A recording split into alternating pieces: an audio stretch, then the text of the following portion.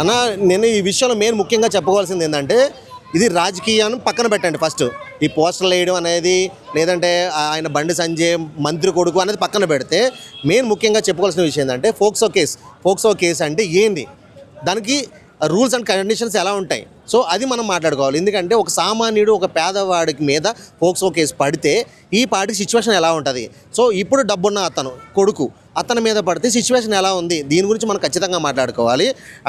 ఎందుకంటే ఒక పేదవాడిని అయితే ఇమీడియట్లీ ఎక్కడున్నా కానీ ఏ మూల ఉన్నా కానీ 24 hours లోపు లాక్కొచ్చేసి స్టేషన్లో కోర్టులో ఆపు చెప్తున్నారే. మరి ఈయన్ని ఎందుకు తీసుకురాలేకపోయారు అని అడిగితే లాస్ట్ ఏం చెప్పారు తెలుసా, మోడీ పర్యటన ఉండడం వల్ల మేము బిజీగా ఉండి ఆయన వదిలేసామన్నారు. అది ఎంతవరకు కరెక్ట్? అంటే ఒక నిందితుడు ఒక కేసు పడ్డది, ఆయన మంత్రి కొడుకా లేకపోతే ఇంకెవరు కొడుకా అనేది పక్కన పెట్టండి, ఒక డబ్బున్నవాడి కొడుకు అంతే.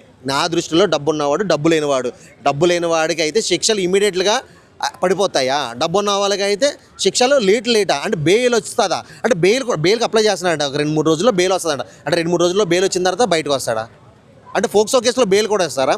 మరి అలా అయితే మరి ఫన్ మార్కెట్ భార్గవ్ పాపం అతను 20 సంవత్సరాలు జైలు శిక్ష చేశారు. అతనికి కుర్రోడు 20 సంవత్సరాలు, ఎందుకంటే పేదవాడు కదా పాపం, లేనోడు, అడిగేవాళ్ళు లేరు కాబట్టి 20 సంవత్సరాలు, ఒక మనిషికి 20 సంవత్సరాలు జైలు శిక్ష. ఎందుకంటే అసలు ఫోక్సో కేసు అంటే మామూలు కాదని కోర్టు సినిమాలు అయితే ఒక రేంజ్లో చూపించారు.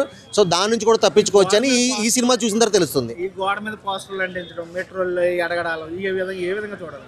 ఇది ఏ విధంగా చూడాలంటే అన్న, ఇప్పుడు నిజంగా ఒకవేళ ఆయన తప్పించుకుని వెళ్ళిపోయాడు, కనపడట్లేదు అని చెప్పి కావాలని వీళ్ళే మాట్లాడుతున్నారు కదా. సో పోలీసు వాళ్ళే మాట్లాడుతున్నారు, లేకపోతే వాళ్ళు మాట్లాడిస్తున్నారా, లేకపోతే కొంతమందికి ఇన్ఫ్లుయెన్సర్స్కి ఆల్రెడీ వాట్సాప్లో మెసేజ్లు కూడా వచ్చినాయి, మీరు ఏదైనా మాట్లాడితే ఇది కంటెంట్ మాట్లాడండి అని చెప్పి వాట్సాప్లో మెసేజ్లు కూడా వచ్చినాయి. బండి సంజయ్ గారి తరపున టీం నుంచి వచ్చినాయి, ఏంటంటే హనీ ట్రాపింగ్ అది ఇది అని చెప్పి మాట్లాడండి అని చెప్పి వాట్సాప్లో మెసేజ్లు వచ్చినాయి. అవి కూడా హల్చల్ అవుతున్నాయి. సో ఈయన తప్పించుకోకుండా అరే అవును నా తప్పు లేదు, నిజంగా నేను ఏ తప్పు చేయలేదు అన్నప్పుడు వచ్చి స్టేషన్కి వచ్చి లొంగిపోతే కోర్టే చూసుకుంటుంది కదా, న్యాయమూర్తులు చూసుకుంటారు, చాలామంది ఉన్నారు కదా. మరి ఎందుకు దాన్ని తప్పించుకుని బెయిల్కి అప్లై చేయడం ఎందుకు, బెయిల్ వచ్చిన తర్వాత రావడం ఎందుకు బయటికి? రాజకీయంగానే రాజకీయ కుట్ర, అది రాజకీయ కుట్ర కావచ్చు అన్న, ఏ కుట్ర అయినా కావచ్చు. నా దృష్టిలో ఒకటే, డబ్బున్నవాడు డబ్బు లేనివాడు సిచ్యువేషన్లో, ఇదే సిచ్యువేషన్లో డబ్బు లేనివాడు ఉంటే వాడిని ఇట్లానే వదిలేస్తారా?